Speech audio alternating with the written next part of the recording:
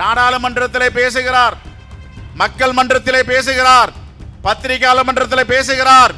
ஆனால் எந்த தரவும் இல்லை என்று ஒரு தேசத்தில் சொல்லப்படுகிறது என்றால் எவ்வளவு பெரிய தலைகுனிவு இந்த ஆட்சிக்கு என்பதை நாம் புரிந்து கொள்ள வேண்டும். தேர்தல் ஆணையத்தை யார் இயக்குகிறார்கள்? தேர்தல் ஆணையத்திற்கு யார் தலைவர்? ஞானேஷ்குமார் தலைவரா, பாஜகவின் தலைவர் நட்டா தலைவரா என்பதுதான் இங்கே கேள்வி. தமிழ்நாட்டில் நடக்கின்ற மக்களாட்சி, இந்த மக்களாட்சியை பார்த்தாலே பாஜகவுக்கு எரிச்சல் வரும், துன்பம் வரும், துயரம் வரும். இப்பொழுது ஒரிசாவிடம் கஜனாவுடைய சாவி இல்லை, தமிழ்நாட்டிற்கு சென்று விட்டது. ஒரு தமிழன் இங்கு ஆண்டு கொண்டிருக்கிறான் என்றால் தமிழ்நாட்டு மக்கள் மீது எவ்வளவு வெறுப்புணர்வு இருக்கிறது உங்களுக்கு. இன்னும் 10 வருஷம் போனாலும் பீகார்ல வேலை கிடைக்காது. ஆனா தமிழ்நாட்டை விட்டு போவேன், நான் எந்த காலத்திலும் தமிழ்நாட்டை விட்டு போக மாட்டேன், பீகாரில் இருந்து குடிபெயர்ந்து இருக்கிறேன்றான். இதுதான மாநிலம் வந்தாரை வாழ வைக்கும் தமிழகன் சும்மாவா சொன்னாங்க எங்க மூதாதியர். இந்த வாக்குச்சாவடி முறையை, வாக்குச்சீட்டு முறையை உலகத்திற்கு அறிமுகப்படுத்திய தமிழர்கள் நாங்கள் எதிர்க்கிறோம், எஸ்ஐஆர் வேண்டாம் என்று. பிரேசில் இருந்த ஒரு மாடல் அழகி, அவர் இங்க வந்து வாக்களிச்சிருக்கார். அவங்க கேட்கிறாங்க, நான் இந்தியாவுக்கே வந்தது இல்லையங்க, நான் எப்படிங்க இங்க வாக்களிக்க முடியும்னா, உள்நாட்டு திருட்டு போய் வெளிநாட்டு திருட்டிலும் ஈடுபட்டு இருக்கிறது என்பதுதான் மிகப்பெரிய கொடுமை.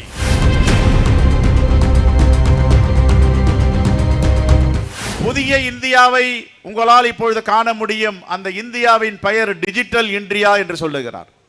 டிஜிட்டல் இந்தியா என்றால் எதை தட்டினாலும் கைக்கு தரவுகள் வர வேண்டும். ஆனால் தலைவர் ராகுல் காந்தி அவர்கள் கேட்கிறார், நீங்கள் எதை தட்டினாலும் தரவுகள் வரும், டிஜிட்டல் இந்தியா என்று சொல்லுகிறீர்கள். இந்த டிஜிட்டல் இந்தியாவில் நாங்கள் கேட்கிற தரவுகளை தாருங்கள். ஹரியானாவில் எவ்வளவு பேர் வாக்களித்தார்கள், எவ்வளவு பேர் வாக்காளர்கள் இருக்கிறார்கள், எவ்வளவு புதிய வாக்காளர்களை சேர்த்திருக்கிறார்கள். மகாராஷ்டிராவை எடுத்துக்கொள்ளுங்கள், புதுடெல்லி எடுத்துக்கொள்ளுங்கள், கர்நாடகாவில் உள்ள மகாதேவபுர தொகுதியை எடுத்துக்கொள்ளுங்கள், அதே போன்ற ஹாலண்ட் சட்டமன்ற தொகுதியில் என்ன நடந்தது என்பதை சொல்லுங்கள் என்று கேட்டால் தரவுகள் எல்லாம் காணாமல் போய்விட்டன, தரவுகளை எல்லாம் அழித்து விட்டார்கள். சரி, குறைந்தபட்சம் சிசிடிவி புட்டேஜை தாருங்கள், அதுவும் அழிக்கப்பட்டு இருக்கிறது என்றால் இந்த நாட்டில் ஜனநாயகம் இருக்கிறதா இல்லையா என்ற ஒரு கேள்வி எழுகிறது. என் அருமை கூட்டணி கட்சியின் தலைவர் பெருமக்களை, நாடாளுமன்றத்திலே பேசுகிறார், மக்கள் மன்றத்திலே பேசுகிறார், பத்திரிகையாளர் மன்றத்தில் பேசுகிறார். ஆனால் எந்த தரவும் இல்லை என்று ஒரு தேசத்தில் சொல்லப்படுகிறது என்றால் எவ்வளவு பெரிய தலைகுனிவு இந்த ஆட்சிக்கு என்பதை நாம் புரிந்து கொள்ள வேண்டும். நாங்கள் என்ன கேட்கிறோம்? மகாராஷ்டிராவில் 6 மாதங்களுக்கு முன்பு நாடாளுமன்ற தேர்தல் 2024 மே மாதம் நடக்கிறது. 6 மாத காலத்தில் சட்டமன்ற தேர்தல் வருகிறது. புதியதாக 90 லட்சம் வாக்காளர்களை நீங்கள் சேர்த்திருக்கிறேன் என்று சொல்லுகிறீர்கள். இதற்கு காரணம் எஸ்ஐஆர். 90 லட்சம் வாக்குகளை சேர்த்திருந்தால் 18 வயதை இந்த 6 மாதங்களில் கடந்தவர்கள் யார் யார் என்ற பட்டியலை தாருங்கள் என்றால் அதை தர மறுக்கிறார்கள். அப்போ இதுக்கு ஜனநாயகம் இருக்கிறதா? தேர்தல் ஆணையம் உண்மையிலேயே நியாயமான முறையில், கண்ணியமான முறையில் இயங்குகிறதா? தேர்தல் ஆணையத்தை யார் இயக்குகிறார்கள்? தேர்தல் ஆணையத்திற்கு யார் தலைவர்? ஞானேஷ்குமார் தலைவரா, பாஜகவின் தலைவர் நட்டா தலைவரா என்பதுதான் இங்கே கேள்வி. இவர்கள் என்னென்ன சொல்லுகிறார்களோ அதையெல்லாம் தலையாட்டி பொம்மையை போல் தேர்தல் ஆணையம் நடைமுறைப்படுத்துகிறது என்றால் எதற்காக இந்த தேர்தல் ஆணையம்? ஏற்கனவே நாங்கள் சந்தேகப்பட்டோம். ஒரு தேர்தல் ஆணையரை தேர்ந்தெடுக்க வேண்டும் என்றால் உச்ச நீதிமன்ற நீதிபதி வேண்டும். ஆனால் அவரை நீக்கிய பொழுதே ஒரு சந்தேகம் எழுந்தது, இதில் கோளாறு நடக்கப் போகிறது, இவர்களே தேர்ந்தெடுக்க போகிறார்கள். 2 பேர் பாஜக அரசை சாராதவர்கள், 3 பேர் அவர்கள். மெஜாரிட்டி என்றால் அவர்கள் யாரை விரும்புகிறார்களோ அவரை கொண்டு வருவார்கள், அவர்கள் மூலமாக இந்த ஜனநாயக விரோத போக்குகளை செயல்படுத்துவார்கள் என்பதுதான் நாங்கள் ஃப்ரம் டே 1 சொல்லி வருகிறோம். ஆனால் இப்பொழுது என்ன நடக்கிறது? எல்லா தலைவர் பெருமக்களும் இதை பதிவு செய்திருக்கிறார்கள். ஆனால் உங்களுக்கு எல்லாம் தெரியும், மாண்புமிகு முதலமைச்சர் அண்ணன் தளபதி அவர்கள் தமிழ்நாட்டிற்கு எந்த தீங்கு வந்தாலும், எந்த மங்கம் வந்தாலும் முதன்மை குரலாக ஒலிக்கின்ற தலைவராக இங்கே விளக்கி கொண்டிருக்கிறார். அது ஆட்சியாகட்டும், கட்சியாகட்டும், மக்களுக்கான திட்டங்களாகட்டும், ஏதாவது நட்டம் வருகிறது என்றால் கூட தமிழ்நாட்டு தமிழர்கள் தலைகுனிய கூடாது, அந்த நட்டத்தை நான் எதிர்கொள்வேன் என்று சவால் விடுகின்ற முதலமைச்சராக நம்ம முதலமைச்சர் இருக்கிறார். என்ன பிரச்சனை? தமிழ்நாட்டின் மீது என்ன ஒரு மிகப்பெரிய கண் வைத்திருக்கிறார்கள்? தமிழ்நாட்டில் நடக்கின்ற வளர்ச்சி பணிகள், தமிழ்நாட்டில் நடக்குகின்ற ஒரு நேர்மையான ஆட்சி, தமிழ்நாட்டில் நடக்கின்ற மக்களாட்சி. இந்த மக்களாட்சியை பார்த்தாலே பாஜகவுக்கு எரிச்சல் வரும், துன்பம் வரும், துயரம் வரும். அந்த அடிப்படையில் கல்வியா, கல்விக்கு நாங்கள் நிதி கொடுக்க மாட்டோம். நீங்கள் கொடுக்கின்ற ஜிஎஸ்டி வருவாயா, ஜிஎஸ்டி வருவாயில் உங்களுக்கு உரிய நிதியை நாங்கள் அளிக்க மாட்டோம். மத்திய மருத்துவத்துறை, மக்கள் சுகாதாரத்துறை இந்தியாவிலே முதன்மை மாநிலமாக சிறப்பாக இயங்குகிறதா? முதன்மை திட்டங்களை தீட்டுகிறார்களா? இந்தியாவில் இல்லாத திட்டங்களுக்கு எதிராக அதை புறக்கணிப்போம். இதுதான் ஒன்றிய அரசு தொடர்ந்து தமிழ்நாட்டு மக்களுக்கு எதிராக, தமிழர்களுக்கு எதிராக 11 ஆண்டுகளாக செயல்பட்டு வருகின்றன. பல முன்னுதாரணங்களை சொல்லலாம். ஒரிசாவிலே போனால் அங்கு ஒரு ஐஏஎஸ் ஆபீசர் திறமையாக செயல்படுகிறார். பட்நாயக் அவர்களுக்கு உறுதுணையாக இருக்கிறார். நவீன் பட்நாயக் என்றால் அங்கு சொல்லுகிறார், இப்பொழுது ஒரிசாவிடம் கஜனாவுடைய சாவி இல்லை, தமிழ்நாட்டிற்கு சென்று விட்டது. ஒரு தமிழன் இங்கு ஆண்டு கொண்டு இருக்கிறான் என்றால் தமிழ்நாட்டு மக்கள் மீது எவ்வளவு வெறுப்பு உணர்வு இருக்கிறது உங்களுக்கு. இதைத்தான் சொல்லுகிறோம். தமிழ்நாட்டுக்கு வந்தால் திருக்குறளை படிக்கிறீர்கள், மகாபாரதத்தை சொல்லுகிறீர்கள், உங்களுடைய நண்பர் ராமாயணத்தை பற்றி இபிஎஸ் பேசுகிறார். ஆனால் நாங்கள் கேட்பதெல்லாம் பீகாரில் போனால் என்ன சொல்லுகிறீர்கள்? பீகாரிகள் அங்கே தமிழ்நாட்டில் வேலை பார்ப்பவர்கள் துன்பத்தோடு துயரத்தோடு இருக்கிறார் என்று சொல்லுகிறீர்களா? இது எவ்வளவு பெரிய அநியாயம்! ஒரு பாரத பிரதமர் மாண்புக்கு ஒரு பதவியில் உள்ளவர் இதை பேசலாமா? இதைத்தான் தமிழ்நாட்டு மக்கள் கேட்கிறார்கள். என்னுடைய தொகுதியில் 1 லட்சம் பேருக்கு மேல் பீகாரிகள் வேலை பார்க்கிறார்கள்.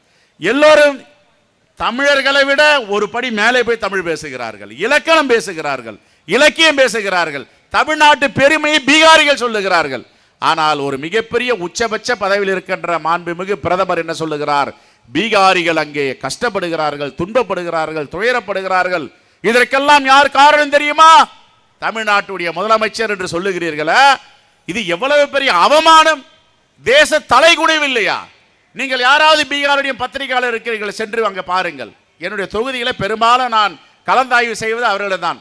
என்ன சாப்பிட்டாய்? இட்லி தோசை. மதியம் சிக்கன், மாலை ரொட்டி. என்ன, எப்படி பீகாருக்கும் தமிழ்நாட்டிற்கும் என்ன பொருத்தம்? உங்களுக்குள்ள வேறுபாடு என்ன என்று சொல்ல என்று கேட்டால், பீகாரில் 2000 சம்பாதிக்க முடியாது சார், இங்கே நாங்கள் 25,000 ரூபாய்க்கு மேலே சம்பாதிக்கிறோம். சோறு வேற போடுறாங்க, அவங்க வீட்டில் ஒருத்தர் நடத்துகிறாங்க. நான் 10,000 ரூபாய் வச்சுக்கிறேன், 15,000-20,000 ரூபாய் அனுப்புகிறேன், ஓவர் டைம் வேறு செய்கிறோன்றான். 6 நாள் நான் ஓவர் டைம் செய்கிறேன், வேலையே கிடையாது. இன்னும் 10 வருஷம் போனாலும் பீகாரில் வேலை கிடைக்காது. ஆனால் தமிழ்நாட்டை விட்டு போவேன், நான் எந்த காலத்திலையும் தமிழ்நாட்டை விட்டு போக மாட்டேன், பீகாரில் இருந்து குடிபெயர்ந்திருக்கிறேன்றான். இதுதான மாநிலம், வந்தாரை வாழ வைக்கும் தமிழகன் சும்மாவா சொன்னாங்க எங்க மூதாதியார்? மோடிக்கு ஒன்று சொல்லிக் கொள்கிறேன், தேர்தல் ஆணையம் ஒன்றை புரிந்து கொள்ள வேண்டும். வாக்குச்சாவடி முறை, வாக்குச்சீட்டு முறையெல்லாம் எப்பொழுது வந்தது? எந்த ஆண்டுகளில் வந்தது? 1000 ஆண்டுகளுக்கு முன்பு தமிழருடைய மரபணுக்கள், தமிழருடைய பாரம்பரியம், தமிழருடைய இலக்கணம், இலக்கியம், எங்களுடைய கலை, பண்பாடு எல்லாவற்றையும் நீங்கள் படித்து பாருங்கள். உத்திரமேரூர் கல்வெட்டு ஒன்று இருக்கிறது, குடவோலை முறை. குடவோலை முறையை யார் கொண்டு வந்தது? தமிழர்கள் கொண்டு வந்த. உலகத்திலேயே இந்த ஓட்டு சாவடி என்று யாருக்கும் தெரியாது. சாக்ரட்டிஸை சொல்லுவாங்க, பிளாட்டோவை சொல்லுவாங்க, அரிஸ்டாட்டலை சொல்லுவாங்க. எல்லா புத்தகங்களையும் படிங்க. நிறைய படிச்ச வலது பக்கம் அக்கா தமிழ்ச்சி தங்கப்பாண்டியா இருக்காங்க, அவங்களை கேளுங்க வேணா மோடி அவர்களை. அவருக்கு எல்லா இலக்கியமும் தெரியும், இலக்கணமும் தெரியும், உலகத்தில் உள்ள வரலாறுகளை படித்தவர். நீங்க அவங்ககிட்ட கேட்டு தெரிஞ்சுக்க. பாராளுமன்றத்தில் குடவோலை முறை என்னம்மா எம்பி அவர்களே உங்களுக்கு சொல்லி கொடுங்க. உத்திரமேரூர் கல்வெட்டு என்ன கொஞ்சம் சொல்லி கொடுங்க. என்ன சொல்லுது உத்திரமேரூர் கல்வெட்டு? இந்த உலகத்திலே முதல் முறையாக எப்படி தலைவர்களை தேர்ந்தெடுக்க வேண்டும், கிராம சபை தலைவர்களை எப்படி தேர்ந்தெடுக்க வேண்டும், குடவோலை முறையை எப்படி பயன்படுத்த வேண்டும் என்று இந்த வாக்குச்சாவடி முறையை, வாக்குச்சீட்டு முறையை உலகத்திற்கு அறிமுகப்படுத்திய தமிழர்கள் நாங்கள் எதிர்க்கிறோம். எஸ்ஐஆர் வேண்டாம் என்று. எதற்காக எஸ்ஐஆர்? ஹரியானாவில் ஆகஸ்ட் 16ஆம் தேதி தேர்தல், அக்டோபர் 10ஆம் தேதி முடிவுகள் வந்தது. அங்க என்ன சொன்னோம் நாங்கள்? நீங்கள் எஸ்ஐஆரை கொண்டு வராதீர்கள், குழப்பம் ஏற்படணும். வெறும் 32,000 வாக்குகள் அங்க யார் ஆட்சி அமைக்கிறதுன்றதை தீர்மானிக்குது. நேர்மையாக ஆட்சி நடந்ததா? உண்மையாக ஆட்சி நடந்ததா? தேர்தல் ஆணையம் நடுநிலையாக ஹரியானாவில் நடந்து கொண்டதா? மகாராஷ்டிராவில் எப்படி நடந்து கொண்டார்கள்? 4-5 மாதங்களில் 90 லட்சம் வாக்காளர்கள் எங்கு சேர்ந்தார்கள்? பக்கத்து அண்டை மாநிலத்தில், குஜராத்தில், பக்கத்தில் உள்ள மாநிலங்களை எல்லோரையும் பாஜக RSS தோழர்களை அழைத்து வந்து நீங்கள் எல்லாம் வாக்காளராக மாறுங்கள். இங்க டாஸ்மாக் கடை இருக்கு. தேர்தல் ஆணையம் என்ன சொல்லுது? தேர்தல் ஆணையத்துடைய வழிகாட்டு முறைகள், அதனுடைய சட்ட திட்டங்கள், எங்கெங்க குடியிருக்கிறாங்களோ, எங்கெங்க வசிக்கிறாங்களோ அங்க போயிட்டு நீங்க ஆய்வு பண்ணி அவர்களுக்கு வாக்கு கொடுங்கள். முகவரி குடியிருப்பு முகவரியில இருக்கணும். ஆனா நம்முடைய அருமையான தேர்தல் ஆணையம் உலகத்துல எல்லாம் காரி துப்பிட்டு இருக்காங்க. என்ன பண்ணாங்க தெரியுமா? ரெஸ்ட்ரோ பார், உதாரணத்துக்கு டாஸ்மாக் கடை, ஜோன்ஸ் ரோட்ல ஒரு டாஸ்மாக் கடை இருக்கு. டாஸ்மாக் கடையில் எத்தனை ஸ்கொயர் ஃபீட் இருக்கும்? ஒரு 250 ஸ்கொயர் ஃபீட் இருக்கும், இல்லை 300 ஸ்கொயர் ஃபீட் இருக்கும். 600 வாக்காளர்கள் ஒரு ரெஸ்டோ பார்ல வாக்கு கொடுத்து அந்த வாக்கு 600 வாக்களிக்க வைக்கிறாங்க. இதுதான் ஜனநாயகமா? இதை கேட்டால் எங்கள் முதலமைச்சரை நீங்கள் எதிர்ப்பீர்களா? இதை கேட்டால் ராகுல் காந்தி அவர்களை எதிர்ப்பீர்களா? இந்த தேசத்துடைய எதிர்க்கட்சி தலைவராக இருப்பவர் இங்கே குரல் கொடுக்கிறார், மக்களுக்காக பேசுகிறார், மக்களுடைய முகமாக குரலாக அங்கே எதிரொலிக்கிறார். ஆனால் என்ன சொல்லுகிறீர்கள்? இவர் பொய் சொல்லுகிறார், உண்மைக்கு மாறாக பேசுகிறார் என்றால் இங்கே டாஸ்மாக் கடையில் 600 பேர் வாக்களிக்கிறார்கள் நம்ப முடியுமா? இங்கே நம்ம அண்ணன் லியோனி அவர்கள் சொன்னார், பிரேசில் இருந்த ஒரு மாடல் அழகி, அவர் இங்கே வந்து வாக்களிச்சிருக்கார். அவங்க கேட்குறாங்க, நான் இந்தியாவுக்கே வந்தது இல்லையங்க, நான் எப்படிங்க இங்கே வாக்களிக்க முடியும்னா, உள்நாட்டு திருட்டு போய் வெளிநாட்டு திருட்டிலும் ஈடுபட்டு இருக்கிறது என்பதுதான் மிகப்பெரிய கொடுமை. ஜனநாயக படுகொலை செய்யாதீர்கள். இந்த தேசம் மிகப்பெரிய வரலாற்றுக்கு சிறப்புரிய தேசம். இந்த மண்ணுக்கு வரலாறு இருக்கிறது, இந்த மக்களுக்கு வரலாறு இருக்கிறது. உங்களுடைய RSS சித்தாந்தத்தை இங்கே நடைமுறைப்படுத்தினால் இந்த தேசம் தாங்குமா? இஸ்லாமியர்களும் இந்துக்களும் கிறிஸ்தவர்களும் பார்சிகளும் சீக்கியர்களும் பௌத்தர்களும் பின்னி பிணைந்து வாழ்கின்ற ஒரு தேசம் இல்லவா? அதைத்தானே ஜவஹர்லால் நேரு அவர்கள் சொன்னார், கதம்ப மாலையை போல் இருக்கின்ற தேசத்தை யாரும் பிளவுபடுத்த நாங்கள் அனுமதிக்க மாட்டோம். சர்தார் வல்லபாய் பட்டேல் எதற்காக RSS இயக்கத்தை தடை செய்தார்? இப்படிப்பட்ட பிற்போக்கு சிந்தனைகள் உங்களிடம் இருக்கிறது. இந்த பிற்போக்கு சிந்தனைகள் வளர்ந்தால் இந்த தேசம் என்னாகும், தாங்குமா? இதைத்தான் தலைவர்கள் வலியுறுத்தி இருக்கிறார்கள். அதைத்தான் நம்முடைய மாண்பு முதலமைச்சர் அவர்கள் தமிழ்நாட்டில் எந்த காலத்திலும் நாங்கள் SIR-ஐ ஜனநாயக ரீதியாக அனுமதிக்க மாட்டோம். பருவமழை தொடங்க இருக்கிறது. பருவமழை தொடங்குவதற்கு இன்னும் வானம் மிரட்டி கொண்டு இருக்கிறது. நேற்றும் மழை எங்கள் பகுதியில். அப்படி என்றால் காலையில் சென்று ஆசிரியர் பெருமக்கள், அங்கன்வாடி பணியாளர்கள், அங்கு இருக்கின்ற நகராட்சி பேரூராட்சி பணியாளர்கள் இங்கே இந்த வாக்கு சேகரிக்க மனுக்களை கொடுக்க வேண்டும் என்றால் 2-3 மணிக்களுக்குமே கொடுக்கிறார்கள். 2-3 மணி நேரத்துக்குள் இருட்டி விடுகிறது. அதை யார் நிரப்புவது? அது மிகப்பெரிய சவால். என்னிடம் கொடுத்தாலே நான் அதை திருப்பி திருப்பி பார்க்கிறேன். முதலில் நிரப்புகிறோம், ஒரு QR கோடு இருக்கிறது, ஒரு சிறிய தவறு நடந்து விட்டால் கூட அதை தள்ளுபடி செய்து விடுவார்கள். கொடுப்பது ஒரு ஃபார்ம், ஒன்று நமக்கு ஒன்று அவர்களுக்கு. ஆக இதை ஏதாவது ஜெராக்ஸ் எடுத்துட்டு, கிராமத்தில் ஜெராக்ஸ் மிஷின் இருக்குமா? குக்கிராமங்களில் ஜெராக்ஸ் எடுத்துட்டு அதை ஃபில்லப் பண்ணி பார்த்து அதுக்கப்புறம் படித்த பிள்ளைகளை பற்றி நம்ம அதை வந்து பூர்த்தி செய்யணும். இதுக்கெல்லாம் வாய்ப்பே கிடையாது. அப்படி என்றால் நீங்கள் தேர்தல் பிரச்சாரத்தில் ஈடுபடக்கூடாது.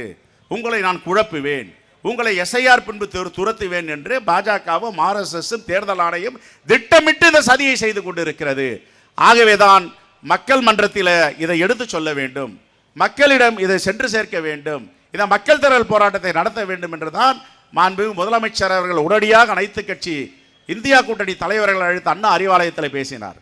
பிறகு தீநகரில் உள்ள ஒரு விடுதியில் எல்லா தலைவர்களையும் பதிவு செய்யப்பட்ட கட்சிகளை கருத்துக்களை சொல்லுங்கள், நாம் எல்லோரும் சேர்ந்த மக்களுக்காக குரல் கொடுப்போம். இங்கே ஜனநாயகம் இருக்கிறது தமிழ்நாட்டில், இந்த ஜனநாயகத்தை பாதுகாப்பதற்காக எல்லோரும் ஒன்று திரளுவோம் என்று அந்த விடுதியிலே முடிவெடுக்கப்பட்டு உச்சநீதிமன்றத்தில் வழக்கு தொடருவோம் என்று நாங்கள் முடிவெடுத்தோம். அந்த அடிப்படையில் வழக்கு தொடர்ந்து இருக்கிறோம். திராவிட முன்னேற்ற கழகம், காங்கிரஸ் பேரியக்கம், தோழமை கட்சிகள் தொடர்ந்து இருக்கிறார்கள். இன்று ஏறக்குறைய 12:30 மணிக்கு அது 42வது வரிசையில் இருக்கிறது, 42வது ஐட்டமாக வர இருக்கிறது. நானும் அதில் 10 நிமிடம் தாமதமாக வந்தது காரணமே காரில் உட்கார்ந்து சில செய்திகளை சொல்லிவிட்டு வந்தேன். ஹரியானாவை பற்றி பேசுங்கள், மகாராஷ்டிராவை பற்றி பேசுங்கள், டெல்லியை பற்றி பேசுங்கள், மகாதேவபுரத்தை பற்றி பேசுங்கள், ஆலன் சட்டமன்ற தொகுதியில் என்ன நடந்தது என்றதை பற்றி பேசுங்கள்.